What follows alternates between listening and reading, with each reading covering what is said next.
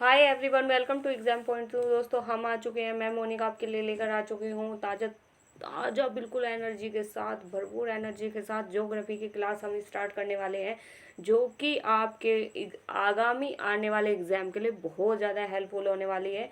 और आपके किसी भी वनडे एग्ज़ाम में यहाँ से क्वेश्चन जरूर आएगा। जैसा कि आपको पता है कि ज्योग्राफी का एक अहम होता है किसी भी एग्जाम में, तो यहाँ से आपके 4-5 क्वेश्चन बन जाते हैं। यानी 4-5 क्वेश्चन का मतलब है आपके 10, आपके 10 से 12 नंबर आपके यहाँ से ज्योग्राफी से बनते ही बनते हैं। और किसी भी एग्जाम में क्वालिफाई करने के लिए 1 मार्क्स भी बहुत ज़्यादा इंपॉर्टेंट होता है। तो कभी भी ज्योग्राफी बहुत सबसे इजीली सब्जेक्ट मुझे लगता है कि आज कि क्या होता है कि ज्योग्राफी को बिल्कुल भी रटना नहीं है, ज्योग्राफी को बिल्कुल समझना है। अच्छे से समझोगे तो आपके बिल्कुल अच्छे से याद भी हो जाएगी। और पेन कॉपी लेकर बैठे और इसको मेरे साथ साथ बिल्कुल मैं ऐसे समझाने का प्रयास करूंगी जैसे कि मैं आपको कुछ बातें बता रही हूँ, ना कि आपको बिल्कुल रटा एप्लीकेशन लगाऊंगी। और दोस्तों, हमेशा क्या होता है कि मतलब हम लोग क्या करते हैं कि अगर हमारा एग्ज़ाम दूर है तो हम क्या करते हैं कि जब भी पढ़ेंगे जब एग्ज़ाम आएगा, लेकिन ऐसा आप बिल्कुल भी मत कीजिए।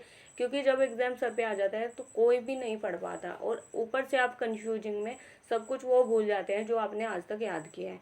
तो हमेशा अगर तैयारी करो तो अपनी प्रिपरेशन करो तो अपना लॉन्ग टाइम से करो और आराम से अपनी प्रिपरेशन करो। वो आपको बहुत ज़्यादा आराम से करोगे तो वो आपको उस एग्ज़ाम तक ले जाने में वो चीज़ें आपको सभी कवर हो जाती हैं और कवर हो जाती है और अच्छे से क्लियर भी हो जाती हैं।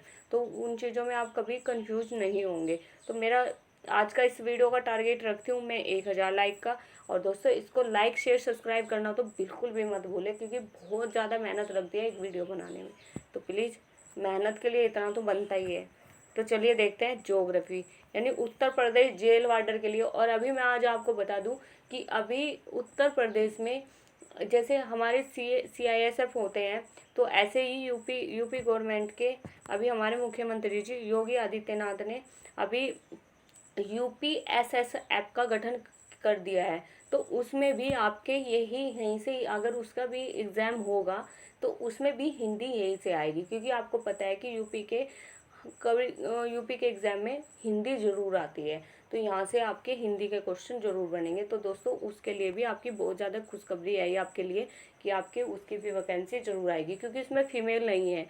तो जहाँ तक है उसमें PSC वाले शामिल किए जाएंगे। और अभी जो मतलब इसमें बात चल रही है फीमेल की, तो फीमेल की उसमें अभी PSC में फीमेल नहीं, मतलब फीमेल को नहीं लेते थे, लेकिन अभी उसके लिए भी एक बटालियन बनाने जा रही है उत्तर प्रदेश गवर्नमेंट। तो आप लोगों के लिए तो बहुत ज़्यादा खुशखबरी है ये। तो चलिए देखते हैं ज्योग्राफी। तो ज्योग्राफी को हम बिल्कुल आज हम भौगोलिक जानेंगे। ज्योग्राफी जो हमारा भौगोलिक परिचय है उसके बारे में हम जानेंगे, और बिल्कुल रट्टा रेफिकेशन नहीं लगाना, बिल्कुल अच्छे से समझेंगे। तो देखिए हम क्या जानेंगे दोस्तों, हम जानेंगे हिमालय व विंध्य पर्वत के बीच जो स्थित भूभाग है, और उसके बारे में हम इसमें जानेंगे। तो सर्वप्रथम हिमालय, यानी सबसे पहले जो भी हिमालय पर्वत हैं उनके बारे में हम जानेंगे, जो ज़्यादा एग्जाम के पॉइंट ऑफ व्यू से बहुत ज़्यादा इम्पोर्टेंट है। तो देखिए, वैदिक आर्यों का निवास स्थान सिंधु घाटी में था। जो वैदिक आए थे शुरुआत में, तो उनका जो निवास स्थान था वो सिंधु घाटी में ही था। तो इतना आपको याद रखना है। और ऋग्वेद के अनुसार उस काल में पांच पांच जनों में से शक्तिशाली जन भारत के नाम पर इस देश का नाम भारत पड़ा। तो आपको याद रखना है, यानी भरत के नाम पर इस देश का नाम भारत पड़ा। यानी उसमें शक्तिशाली भरत, 5 जनों में से शक्तिशाली भरत था और भरत के नाम पे ही भारत पड़ा। तो इतना आपको याद रखना है। और आगे देख लेते हैं कि वायु पुराण के अनुसार भरत राजा दुष्यंत का पुत्र था। और बौद्ध काल में इस क्षेत्र को जम्बू द्वीप कहा गया है। यानी जो वायु पुराण में है उसके अनुसार, मतलब उसमें वायु पुराण में लिखा गया है कि जो भरत था वो दुष्यंत का पुत्र था, लेकिन बौद्ध काल क्षेत्र में इसको जम्बू द्वीप के नाम से जाना जाता है। अगर आपसे पूछे कि भरत को बौद्ध काल में क्या जाना जाता है, तो वो जाना जाता है बंजू द्वीप के नाम से। तो इतना आपको याद रखना है। आगे देख लेते हैं कि यूनानी शब्द इंडस के नाम से वर्तमान नाम इंडियन प्रचलित हुआ। यानी यूनानी में शब्द था एक इंडस, तो इंडस के नाम से वर्तमान में जो हम बोलते हैं इंडिया, तो इंडिया प्रचलन में आया। यानी अगर आपसे पूछे कि इंडिया का नाम कहाँ से आया, कहाँ से प्रचलन में आया, तो आपको बताना है कि यूनानी का एक शब्द था इंडस, उसके नाम पे इंडिया प्रचलन में आया। तो इतना आपको बताना है। आगे देख लेते हैं कि रोमवासी सिंधु नदी को इंडस तथा उस इसके आसपास के क्षेत्र को इंडिया कहा है। तो जो रोमवासी थे और जो सिंधु नदी का जो इंडस था और इसके जो आसपास का क्षेत्र था उसे इंडिया कहते थे। तो इतना आपको याद रखना है कि जो रोमवासी थे वो सिंधु नदी के आसपास के क्षेत्र को ही इंडिया कहते थे। तो इतना आपको याद रखना है। आगे देख लेते हैं इसके बारे में कि भारत के उत्तर पूर्व में, जो भारत का उत्तर पूर्व है उसमें हिमालय और दक्षिण पूर्व में बंगाल की खाड़ी है। जो दक्षिण का पूर्व आ जाता है तो उसमें आपकी बंगाल की खाड़ी है, यानी नीचे की साइड तो बंगाल की खाड़ी है। और दक्षिणी पश्चिमी में अरब सागर है। तो अगर बात करेंगे हम दक्षिणी पश्चिम में, तो दक्षिण पश्चिम में अरब सागर और इसमें पूर्व में, दक्षिण पूर्व में बंगाल की खाड़ी आ जाता है और दक्षिण में मन्नार की खाड़ी आ जाता है। तो जो दक्षिण में है यानी बिल्कुल नीचे आ जाते हैं दक्षिण में, तो उसमें आपकी मन्नार की खाड़ी है। उत्तर पूर्व में हिमालय यानी ऊपर की साइड, और दक्षिण पूर्व में बंगाल की खाड़ी, और दक्षिण पश्चिम में अरब सागर, और बिल्कुल दक्षिण में आ जाए नीचे की साइड में तो उसमें आपकी मन्नार की खाड़ी आ जाती है। तो इतना आपको याद रखना है। हिंद महासागर को रत्नाकर कहा जाता है और भारत के भौगोलिक विस्तार में पाकिस्तान, नेपाल, भूटान, म्यांमार, बांग्लादेश जैसे प्रभुत्व संपन्न देश होने का कारण इसे भारतीय उपमहाद्वीप कहा जाता है, हिंद महासागर को। तो इतना आपको याद रखना है कि जो रत्नाकर है उसे भारत के भौगोलिक विस्तार में है, और पाकिस्तान, नेपाल, भूटान जो बांग्लादेश जैसे मतलब देश हैं उनके होने के कारण, यानी उनसे सीमा लगने के कारण भारतीय उपमहाद्वीप के नाम से जाना जाता है। तो इतना आपको याद रखना है। और अवस्थित में विस्तार भारत की जो आकृति है वो कोणीय है। तो अगर पूछे कि भारत की जो आकृति है वो कैसी है, तो वो चतुकोणीय है। इतना आपको बताना है। और इसके पूर्व में इंडो और प्रायद्वीप तथा पश्चिम में अरब प्रायद्वीप स्थित है। तो इतना आपको याद रखना है, चतुकोणीय है। आगे देख लेते हैं कि इसका उत्तर से दक्षिण में विस्तार 3214 किलोमीटर है, यानी ऊपर से नीचे तक 3214 किलोमीटर, तथा पूर्व से पश्चिम में 2933 किलोमीटर, यानी पूर्व से पश्चिम में बीच, ऐसे पूर्व से अगर पश्चिम में जाएंगे तो 2933 किलोमीटर, और ऊपर से नीचे आएंगे तो 3214, ऊपर नीचे 3214 और बीच में आपका 2933। तो इसका करके इसको आपको याद कर लेना है। दोनों के बीच 281 किलोमीटर का अंतर है, यानी दोनों के जो बीच में आ जाता है वो आपका आ जाता है दोस्तों 281 किलोमीटर का अंतर। समूचा भारत मानसूनी जलवायु वाले क्षेत्र में पाया जाता है। जो ये समूचा भारत मानसूनी जलवायु क्षेत्र में पाया जाता है, इसका कुल क्षेत्रफल आपको ये दिख रहा है 32,87,263 वर्ग किलोमीटर है। तो इतना आपको याद रखना है। आगे देखते हैं कि जिसमें पाकिस्तान द्वारा कब्जा गया है, और 114 वर्ग किलोमीटर चीन को प्रदत्त, और 5180 किलोमीटर और चीन द्वारा गैर कानूनी ढंग से कब्जाया गया है। यानी वो जो हमारे जो ये चीन को मतलब 8180 किलोमीटर और जो चीन को मिली हुई है वो उन्होंने कब्जाया हुआ है, ना कि वो उनकी जगह है, यानी वो भारत का हिस्सा है। और 37,555 वर्ग किलोमीटर क्षेत्र शामिल है। इतना आपको याद रखना है। या कि पाकिस्तान ने जो कब्जाई है भारत की, तो वो जो कब्जाई है 78,114 की वर्ग किलोमीटर, और चीन ने जो कब्जाया है वो कब्जाया है 5180 वर्ग किलोमीटर, यानी गैर कानूनी ढंग से। आगे देख लेते हैं, हम भारत वाले ज़्यादा ही सीधे होते हैं थोड़े। आगे देख लेते हैं कि क्षेत्रफल की दृष्टि से भारत विश्व का 7वां सबसे बड़ा देश है, और भारत विश्व के 2.43% भूभाग पर विस्तृत है। जो भारत विश्व के जो 2.43% भूभाग पर विस्तृत है। इतना आपको याद रखना है। आगे देख लेते हैं तो कुछ ये क्षेत्रफल है। जैसे रूस का क्षेत्रफल देखें तो 177.75 वर्ग किलोमीटर है। कनाडा का है 99.84 वर्ग किलोमीटर। संयुक्त राज्य अमेरिका है 96.26 किलोमीटर। चीन है 95.96 किलोमीटर। और आपका ये आ जाता है आपका जो ब्राज़ील है वो है 85.12 किलोमीटर। ऑस्ट्रेलिया है ऑस्ट्रेलिया आपका 76 ये आपका 86 पर किलोमीटर। तो इतना आपको याद रखना है। आगे देख लेते हैं। तो भारत की भौगोलिक स्थिति को जानेंगे हम इसमें। तो भारत की जो भौगोलिक स्थिति है दोस्तों, वो अक्षांशों के आधार पर भारत का अक्षांशीय विस्तार 8.45 उत्तरी अक्षांश कैंप कैमरून और कन्याकुमारी तमिलनाडु से 37.8 उत्तरी अक्षांश इंद्रापोल कोल गिलगित जम्मू कश्मीर तक है। तो आपको याद रखना है कि भारत का जो अक्षांशीय विस्तार है वो 8 डिग्री 45 उत्तरी अक्षांश में है और कैप कैमरून कन्याकुमारी तमिलनाडु से 37 डिग्री 8 पॉइंट उत्तरी अक्षांश इंद्रापोल बोलते हैं। उत्तरी अक्षांश को इंद्रापोल बोलते हैं और कोल होता है आपका गिलगित जम्मू कश्मीर तक फैला हुआ है। भारत का दक्षिणतम बिंदु 6 डिग्री 4 वित्रु उत्तरी अक्षांश पर्शियन पॉइंट पिगमेलियन कहा गया है।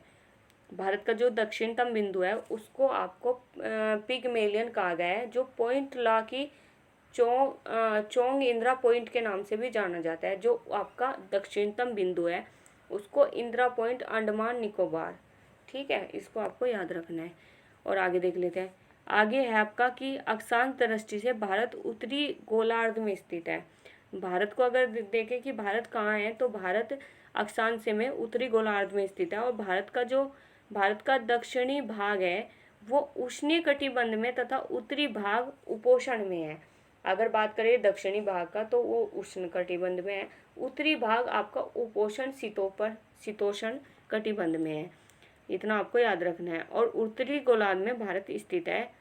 और आपको आगे देख लेते हैं कि देशांतरों के आधार पर भारत का देशांतरीय विस्तार 68 डिग्री 7 पूर्वी देशांतर और गौर माता या गुहार माता सबरकांठा में है।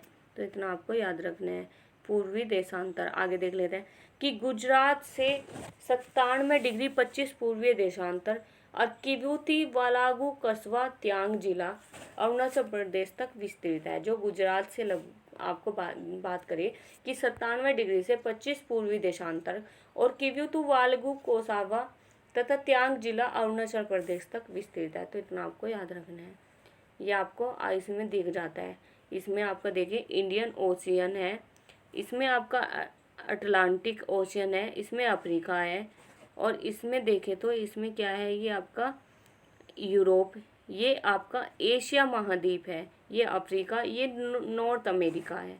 तो इतना आपको देखना देख चुका है इसमें। तो इसमें आपको देख लेते हैं कि इसमें थोड़ा सा भारत, ये है भारत, और इसमें आपको यहाँ पे आपका बांग्लादेश है, ये आपका बांग्लादेश, ये म्यांमार है, ये आपका नेपाल की सीमा लग जाती है, यहाँ पे आपकी पाकिस्तान की लग जाती है, और ये आपकी श्रीलंका की लग जाती है 8 डिग्री 4 पॉइंट तक। और ये आपका 82 डिग्री, ये भारत, ये किसकी सीमा है, ये चीन की और तिब्बत इसमें आपकी लग जाती है। तो ये आपको देखना है। और 2900 किलोमीटर ये रहा आपका। तो ये आपको याद हो, आई होप आपको अच्छे से समझ आ रहा होगा। प्रमुख रेखाएं, तो प्रमुख रेखाओं के बारे में भी जान लेते हैं कि भारत की मानक समय निर्धारक रेखा 82 डिग्री 30 पूर्वी देशांतर रेखा को कहा जाता है। और यह है नैनी कस्बा मिर्जापुर गांव प्रयागराज उत्तर प्रदेश में स्थित है। इसे IST इंडियन स्टैंडर्ड टाइम रेखा कहा जाता है। भारत का मानक समय विश्व के समय से 5 घंटे 38 मिनट आगे है, यानी 5.5 घंटे आगे है। और रेखा भारत के 5 राज्यों से गुजरती है। अगर आप बात करें कि ये जो रेखा है ये भारत के 5 राज्यों से गुजरती है, तो भारत के 5 राज्यों से गुजरती है ये आपकी मानक निर्धारक जो ये आपकी रेखा है। तो ये मानक समय जो ये रेखा है ये 5 राज्यों से गुजरती है, प्रयागराज, मिर्ज़ापुर, नैनी, कस्बा, उत्तर प्रदेश। तो ये है आपकी रेखा, ये यहाँ पे आ जाती है, ये ऐसे करके आ जाती है, ऐसे ऐसे ऐसे। तो ये आपको याद रखना है। आगे देख लेते हैं कर्क रेखा। कर्क रेखा यानी ट्रॉपिक ऑफ कैंसर। तो इसको देख लेते हैं। कर्क रेखा भारत में 8 राज्यों से होकर गुजरती है, यानी गुजरात, राजस्थान, मध्य प्रदेश, छत्तीसगढ़, झारखंड, पश्चिम बंगाल, त्रिपुरा, मिजोरम, इनसे आपकी गुजरती है। तो इसको आपको याद रखना है। ये है आपकी कर्क रेखा, ये है आपकी कर्क रेखा। ये रहा गुजरात, मध्य प्रदेश, आपका ये झारखंड हो गया, ये आपका त्रिपुरा हो गया। तो इससे आपकी ये कर्क रेखा गुजरती है, और ये आपका मिजोरम हो गया। तो यहाँ से आपकी कर्क रेखा गुजरती है, त्रिपुरा, बंगाल, झारखंड। तो यहाँ से आपकी कर्क रेखा गुजरती है। तो ये आपकी कर्क रेखा है, इसमें आप अच्छे से देख सकते हो, ये है आपकी कर्क रेखा। तो आगे देख लेते हैं। विषुवत रेखा 0 डिग्री अक्षांश 0 देशांतर रेखा का मिलन अफ्रीका के पश्चिमी भाग पर स्थित है, यानी गिनी की खाड़ी में होता है। यह खाड़ी अटलांटिक महासागर में अवस्थित है। तो इसको आपको अच्छे से देखना है कि जो पश्चिमी भाग पर स्थित गिनी की खाड़ी होती है, यह खाड़ी अटलांटिक महासागर में अवस्थित है और 0 डिग्री पर है। तो इसका आपको याद रखना है, यानी 0 डिग्री पर ये मिलती है। ये देख लीजिए, ये रही आपकी। तो ये आपकी 0 डिग्री पर ही मिलती है। तो ये देखें भारत की सीमाएं। तो भारत की सीमाएं देख लेते हैं। भारत की कुल सीमा 22,718.8 किलोमीटर है, जो स्थलीय सीमा 15,200 किलोमीटर है, 15। और वह जलीय सीमा 75,18.6 किलोमीटर है, 2 भागों में विभक्त है। भारत की जलीय सीमा को मुख्य रूप से दो भागों में बांटा गया है। तो ये आपको देखना है। ये एक तो है आपकी प्रायद्वीपीय सीमा, और एक है आपकी यानी प्रायद्वीपीय सीमा में जलीय सीमा। तो भारत की तटीय सीमा पर कुल 88 जिले हैं, 9 राज्य स्पर्श करते हैं। इसके अलावा 3 केंद्र शासित प्रदेश हैं एवं उनके 4 जिले हैं तटीय सीमा को स्पर्श करते हैं। तटीय सीमा पर सर्वाधिक लंबाई वाला राज्य गुजरात है, यानी 12 जो तटीय सीमा है उसमें सबसे अधिक गुजरात सबसे लंबा जिला है, यानी 1215 किलोमीटर सबसे लंबा आपका गुजरात है। आगे देख लेते हैं। जबकि सबसे छोटी सीमा वाला राज्य गोवा है, 151 किलोमीटर है। अंतर्राष्ट्रीय समुद्री संगठन की व्यवस्था हुई थी, उनके अनुसार किसी भी देश की जलीय सीमा को 3 भागों में वर्गीकृत किया गया है। तो इतना आपको याद रखना है। तो दोस्तों ये आपकी भारत की समुद्री अक्षेत्र है, तो इसको देख लेते हैं। तो ये आपका यानी भारत के तटियों की लंबाई है, इसमें देख लेते हैं आपका। ये रहा आपका